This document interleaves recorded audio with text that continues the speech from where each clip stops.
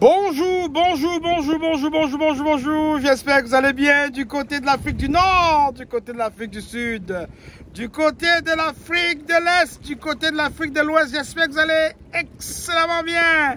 Et du côté de l'Afrique centrale, j'espère que tout va à merveille. Voilà, je suis le lieutenant Willy, je vous aime, je n'y peux rien. Si tu n'es pas encore abonné à la chaîne Investi, justement, je te demande d'aller t'abonner tout de suite et surtout, de cliquer sur la cloche de notification pour ne manquer aucun contenu. Voilà. Je te reviens ici aujourd'hui avec un sujet qui fait la manchette. Qui fait la manchette des journaux. Qui fait la manchette des tabloïds. Qui fait la manchette des nouvelles dans le monde entier. C'est incroyable ce qui est en train de se passer. C'est incroyable ce qui est en train de se dérouler. Et beaucoup de personnes m'ont approché pour me demander, leader Willy, quelles conséquences pour l'écosystème Pi Network? Quelles conséquences pour l'écosystème Pi Network? Eh bien, il s'agit de la déchirure. Il s'agit de la scission. Il s'agit de l'explosion. Il s'agit de donner de tous les noms que vous voulez, de cette séparation brutale et tonitruante qui se produit en ce moment avec le président Donald Trump aux États-Unis et son homme d'hier, Elon Musk, l'homme le plus riche du monde. On assiste à un affrontement entre deux géants, deux mastodontes, sur la scène politique et sur la scène économique mondiale. L'homme le plus riche du monde d'un côté et l'homme le plus puissant du monde de l'autre côté.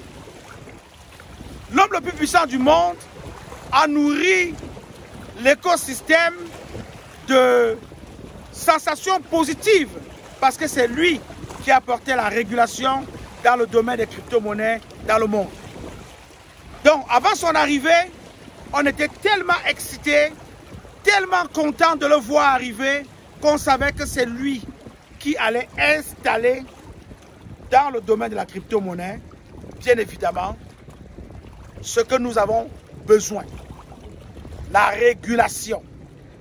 Et de l'autre côté, on a l'homme le plus riche du monde. On a longtemps présenté Elon Musk comme celui-là qui allait fabriquer et vendre des téléphones super puissants appelés les Pi téléphones.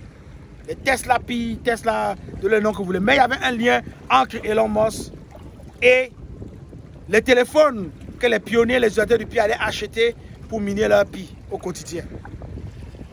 Alors, je vous partage ceci parce qu'évidemment, à un moment donné, ces deux hommes ont été soupçonnés, impliqués, pensés, imaginés dans l'architecture, dans l'écosystème Pi, avec un apport chacun.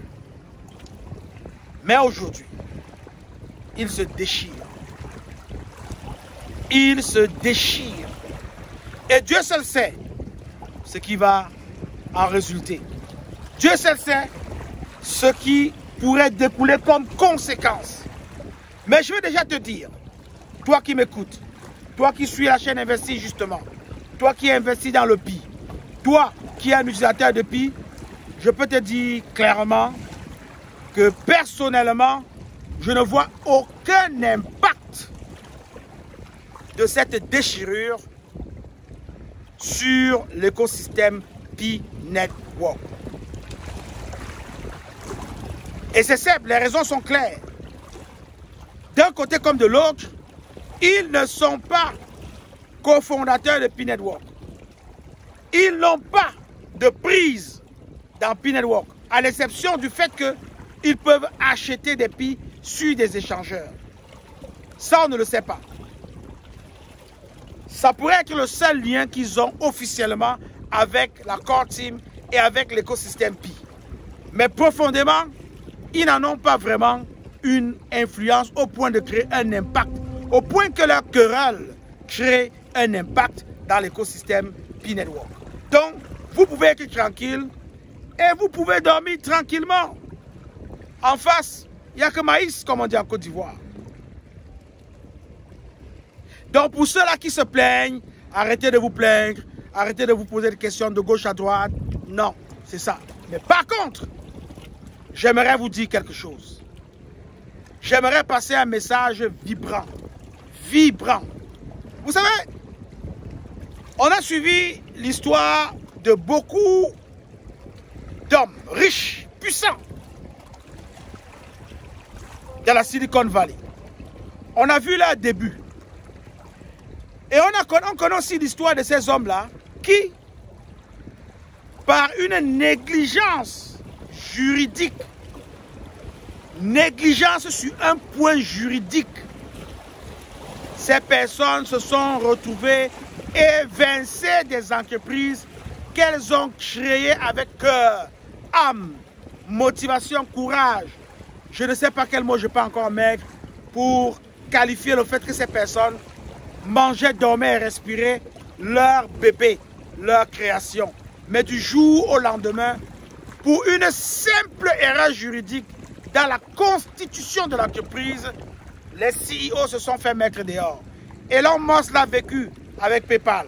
Il était en vacances en Afrique du Sud quand il a eu la nouvelle qu'il avait été évincé de PayPal.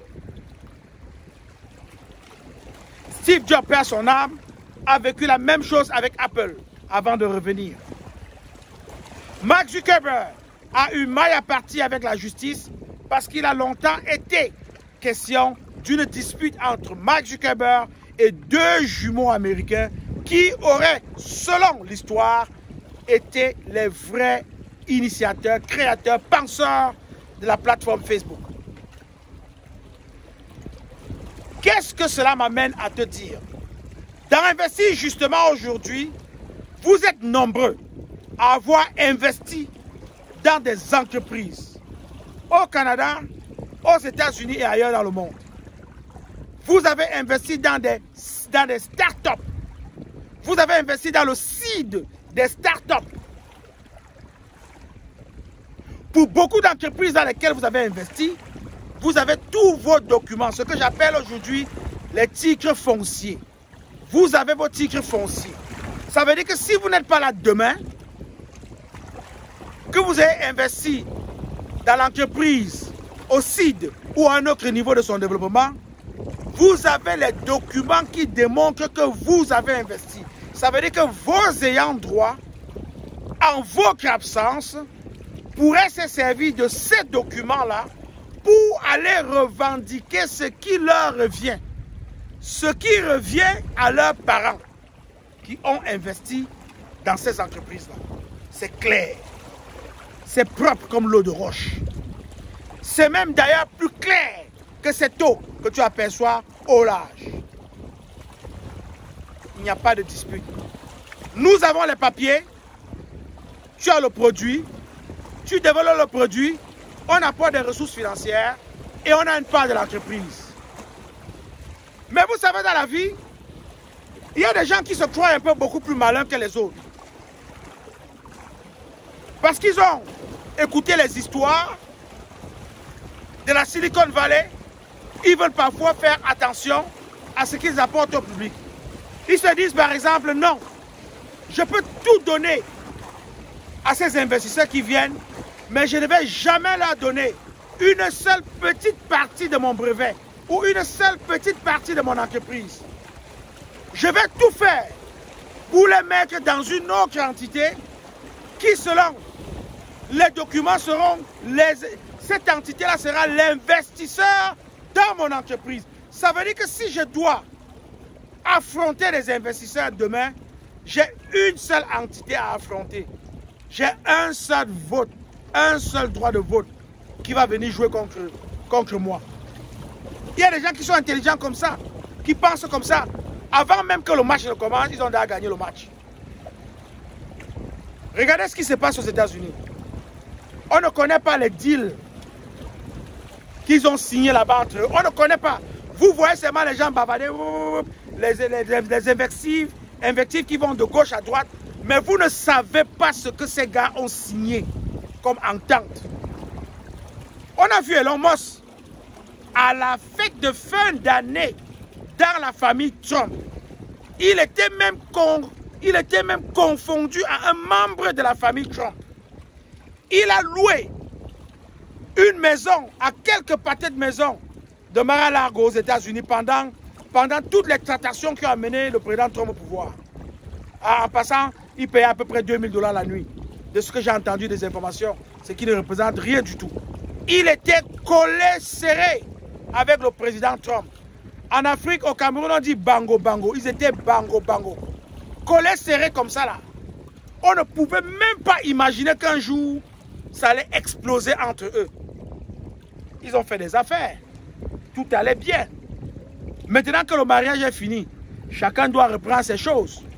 Imagine-toi seulement que si tu avais négligé de signer un petit point dans le document qui vous liait dans l'entente là, c'est fini. C'est fini. Tu as perdu non seulement ton argent, tu as été déshonoré, tu as tout perdu et tu t'en vas la queue aux fesses comme un chien errant. La queue entre les jambes comme un chien errant. Tu viens de te faire berner. C'est pourquoi cette querelle au sommet de l'État me permet de passer un message à la communauté. L'écrivain Wole Soyinka qui nous vient du Nigeria disait: quand le vent souffle et que les feuilles se battent, ce n'est pas le problème des racines. Les racines sont tranquilles, au calme. Ils sont dans le sol. Les racines sont là-bas. Donc vous devez, dans toute opportunité dans laquelle vous vous lancez, vous assurer à chaque étape, je dis bien à chaque étape, qu'il n'y a rien qui vous échappe, que vos droits sont protégés, que vous avez toutes les signatures au moment où il n'y a encore rien. Parce que quand l'argent arrive, money, quand ça arrive là, on va te dire que c'est ton père ici, tu vas dire que non, c'est pas mon père. On va te dire que c'est ta mère ici, tu vas dire non. Il n'y a plus papa, il n'y a plus maman, il n'y a plus frère, il n'y a plus soeur. On se donne des coups. On se donne des coups solides, au-dessus comme en dessous de la ceinture, à cause de l'argent. Frères, sœurs, africains, jeunes, personnes adultes, personnes aînées, peu importe où tu es en Afrique, peu importe où tu es dans le monde, il y a une seule chose que tu dois préserver quand tu rencontres les gens, quand tu te lis d'amitié avec les gens, quand tu tisses des partenariats, quand tout va bien. N'essaie jamais de baisser la garde. N'essaie jamais de donner le pouvoir à l'argent, de venir te séparer de tes relations. Ne donne jamais le pouvoir à l'argent de venir mettre des mésententes dans ta maison, dans ton foyer, entre ta femme ou avec ton mari, entre tes enfants et toi. Jamais. Essaye de tout organiser du moment où tu es conscient, du moment où tu as toute l'attention, tu as tout tes sens. Essaye d'obtenir des consentements licites sur tout ce que tu fais et non des consentements illicites. Évite de tromper les gens à malin, malin et demi. À malin, malin et demi. Évite de tromper les gens. Évite de croire que toi tu es plus intelligent que les autres. Parce qu'il y a toujours plus intelligent que le plus intelligent. Il faut faire très attention.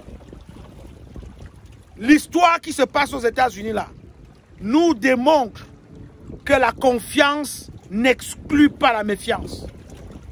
La confiance n'exclut pas la méfiance. Si tu as confiance, la méfiance doit être avec toi. Parce que du moment où tu éloignes de toi la méfiance et tu gardes auprès de toi la confiance, tu vas finir par être abusé. Dans certains cas même, déboussolé. C'est Christ. C'est Christ. C'est un duo qui a du pouvoir. C'est un duo qui peut faire des choses extraordinaires. Malheureusement, voilà comment ça finit. Je vais revenir dans le pire. Pour vous dire que c'est une situation qu'on retrouve partout, partout. Il n'y a pas qu'au sommet de l'État, dans les affaires, on retrouve cette situation-là partout. Et je te ramène maintenant dans le PI. Les créateurs du PI, quand vous allez sur Internet, vous tapez qui sont les fondateurs du PI, très souvent vous allez voir 3 personnes. Vous allez voir Dr Fang, Dr Kokalis et Dr Marc Philippe. La personne de race noire qui était dans le CRIO. Pourquoi aujourd'hui, vous ne voyez plus que 2 personnes, Dr Fang et Dr Kokalis? Pourquoi? Posez-vous la question. Ce sont les mêmes querelles qui ont apporté la division dans ce CRIO-là. Ce sont les mêmes querelles. Quand les intérêts s'affrontent, les hommes se séparent. Quand les intérêts s'affrontent, les hommes se séparent. Est-ce que c'est clair? En politique, en affaires, dans tout ce que vous pouvez imaginer, les hommes se séparent. Sur la scène politique mondiale, c'est la même chose. Sur les scènes politiques africaines, c'est la même chose. On voit ça dans tous les pays. Actuellement, regardez par exemple les pays dans lesquels il y a des élections en ce moment, où on se prépare à passer aux élections dans quelques mois. En Afrique, je prends le cas de la Côte d'Ivoire. Regardez ce qui se passe en Côte d'Ivoire. Regardez. Parmi les candidats qui postulent à la présidence, il y a un nouveau et un ancien. L'ancien a rétabli le nouveau dans ses droits et lui a donné une certaine posture politique en Côte d'Ivoire. Ça s'est très bien passé. Il a assumé ses fonctions de président de la République 1 fois, 2 fois, 3 fois et il veut remplir une 4e fois. Mais là, de l'autre côté, les dents, ça grince. Il y a un qui dit, moi j'étais amené au pouvoir, j'ai fait de toi un président. En plus, je me base sur les discours du président, Laurent Gbagbo. Il dit, en plus, tu es venu me trouver à Mama, mon pays. Et tu me piétines dans mon pays. Je n'invente rien. Je redis seulement ce qui se dit. C'est rempli dans les médias. Allez à YouTube, vous allez écouter le président Gbagbo lui-même le dire. Mais est-ce que vous savez les deals qui se sont passés quand tout allait bien? Est-ce que vous êtes au courant des ententes qu'il y a eu? Non. Alors, je te raconte ça pour te dire que quand c'est bien, il faut bien penser au moment où ce serait mauvais. Et Martin Luther King l'a toujours dit. Un vrai homme, il a dit, Martin Luther King a dit, un vrai homme, c'est celui-là qui ne se contente pas de son confort présent. C'est celui-là qui, dans son confort présent, pense déjà à son inconfort futur et prépare déjà sa condition et sa situation lorsqu'il va atteindre cet état d'inconfort dans le futur. Il a dit, c'est ça un vrai homme. Si tu vis bien, tu manges 3 repas, tu es en santé, tout va bien. Mais tu ne penses pas qu'un jour, tu pourras manquer un repas ou tu pourras ne pas être en santé. Et tu prépares ces moments-là pour que quand ça arrive, que tu aies ton labeur qui travaille pour toi, selon Martin Luther King, tu n'es pas un vrai homme. Donc ce qui se passe aujourd'hui là, c'est une leçon. Et je suis très ravi de la porter à ma communauté. Il faudrait que les pionniers, les utilisateurs de PI, qui sont en business avec les gens autour d'eux, organisez-vous, que les choses soient claires, pour qu'il n'y ait pas de division comme ce qu'on a assisté dans le trio de tête des fondateurs de l'écosystème PI, Dr Fang, Dr Kokalis et Dr Marc Philippe. Dr Marc Philippe ne fait plus partie des fondateurs de PI. Une décision de justice lui a donné une nouvelle position. En tout cas, il ne fait plus partie du trio de tête. on ne le voit plus en tête. Pourquoi? Parce que quand les intérêts s'affrontent, les hommes se séparent. Quand les intérêts s'affrontent, les hommes se séparent. Si tu as compris ça, je n'ai plus rien à t'expliquer. C'est la même chose, même dans les ménages, même dans les mariages. Ah, au début, c'est bon, c'est sucré. Ouh, on est bango bango. On se donne les bisous partout, sur les cheveux, la tête, le nez, partout. Mais, quand ça se gâte, ce sont les chaussures qui volent de tous les côtés, les ceintures qui sortent, qui frappent partout. C'est gâté, c'est gâté. Nous ne voulons pas ça. Nous sommes des personnes d'amour. Et pour que cet amour règne et perdure, il faut être correct dès le départ. Il faut fixer le cap, mais il faut rédiger l'entente. Il faut que toutes les parties soient consentantes et il faut que personne ne se sente floué. Je préfère une situation au début où même sachant que tu as été floué, tu acceptes et tu signes. C'est mieux qu'une situation où au début tu ne sais pas que tu as été floué, tu signes et on te dit 6 ans après que tu as été floué. On a vu des cas de suicide comme ça. Oui, on a vu des cas de suicide, on a vu des gens qui sont morts. Donc à vous les CEO qui faites des affaires et appelez des gens à lever des fonds de gauche à droite, soyez clairs. Soyez clairs avec vos partenaires qui vous accompagnent. Soyez très clairs. Parce que si vous vous croyez malin, ce sont ces mêmes personnes qui vous ont mis au sommet qui peuvent assister à votre dégringolade.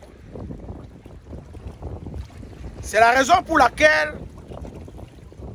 les hommes sages conseillent souvent, lorsque vous gravissez les marches d'un escalier pour aller au sommet, ne négligez pas les gens que vous retrouvez sur le bord des escaliers quand vous montez au sommet. Soyez gentils avec ces personnes. Saluez-les. Marquez une pause d'attention. Échangez avec eux. Demandez à ces personnes comment ça va avec leur famille. Comment ça va? Est-ce qu'elles sont fières? Vous allez au sommet. Et de temps en temps, glissez même quelques pièces. Juste pour contenter ces personnes-là. Vous savez pourquoi il faut faire cela? Il faut faire cela parce que lorsque tu arrives à un niveau très élevé, n'est-ce pas, quand tu montes, tu t'épuises? N'est-ce pas, quand tu grimpes les escaliers, tu t'épuises? En haut là-bas, là, tu peux faire une erreur, tu déposes mal ton pied quelque part. Tu glisses, non? Quand tu glisses, est-ce que tu glisses, tu tombes vers le haut? Quand tu glisses, tu tombes vers le bas. Et tu vas repasser sur le même chemin qui t'a amené vers le haut. Qui est-ce que tu vas trouver sur le chemin quand tu vas dégringoler? Imagine, si tu avais été bien avec ces personnes quand tu grimpais les marches, n'est-ce pas, ces personnes vont dire non, non, non, celui-là, il ne peut pas descendre. Ils vont se mettre ensemble, ils vont former une ceinture, ils vont te bloquer. Tu vas rester là. C'est-à-dire que tu vas descendre, mais tu ne vas pas descendre jusqu'au fond. Tu vas descendre, mais tu vas t'arrêter quelque part. Et quand ils vont intercepter ta chute, ils vont prendre soin de toi. Ils vont t'apporter des débarbouillettes, ils vont te nettoyer, ils vont te faire des pansements si tu t'es blessé. Ils vont peut-être s'arranger pour t'acheminer dans un centre de santé où tu vas avoir des bons soins. Parce que tu as été gentil avec ces personnes quand tu montais. Oui, tu as été gentil avec ces personnes quand tu montais. Si tu n'avais pas été gentil avec cette personne-là, quand tu vas arriver dans ta chute, chacun va s'écarter. Et tu vas passer tout droit jusqu'au fond. C'est de ça qu'il s'agit. Si toi, tu m'écoutes, fais tes devoirs. Si toi, tu es quelqu'un qui envisage de te lancer en entreprise, d'avoir des personnes qui vont travailler pour toi, pense-y. J'ai juste envie de dire, à bon entendeur, salut. Il y a une émission sur cette chaîne qui parle des CEO. Allez regarder.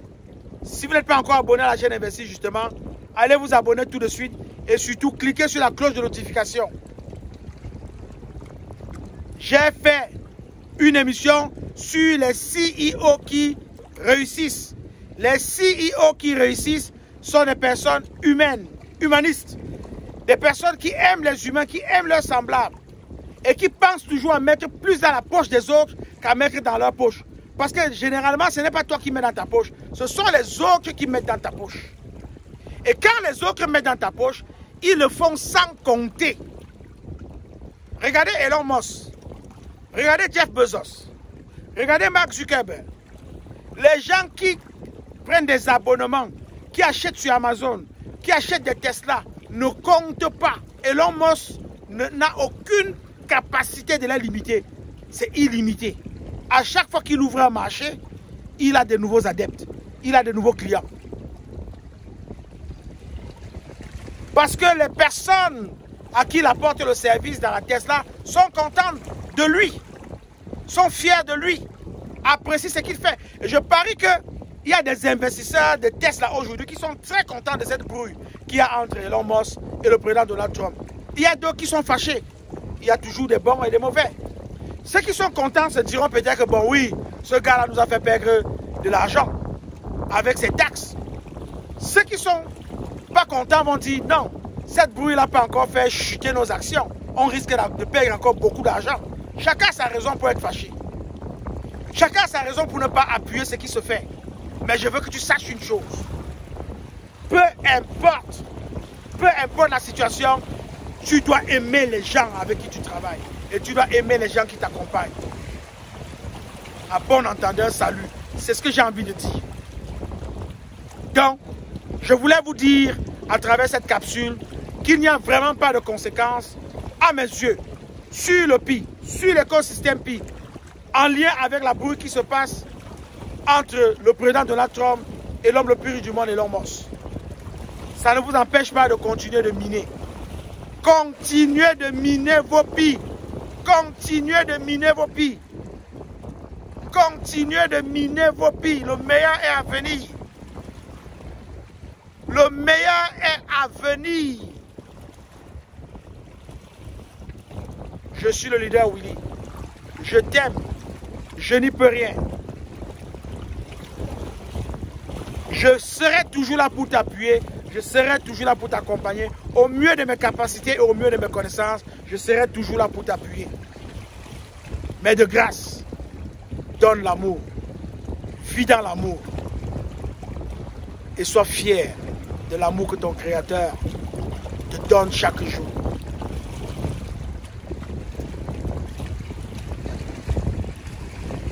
Sois heureux et prospère. En tout cas, on continue, on n'arrête pas. Je vous dis merci pour votre écoute. Je salue tous ces Africains que j'adore et je vais vous dire une chose. Le feu président Thomas Sankara, paix à son âme, nous a laissé une phrase célèbre. La patrie ou la mort, nous vaincrons. Mais De Gap a innové, a apporté un peu d'oxygène dans cette phrase. Et à partir d'aujourd'hui, je vous invite à dire à chaque fois, quand vous commencez à écouter une émission sur la chaîne Investis justement, et à la fin de l'émission, je vous invite à dire la friterie ou la mort, nous vaincrons. Là, il s'agit de l'Afrique. La friterie. A-F-R-I-T-R-I-E. Afri-free. La friterie ou la mort, nous vaincrons. Je suis le leader Willy. Je t'aime. Je n'y peux rien. Bye bye.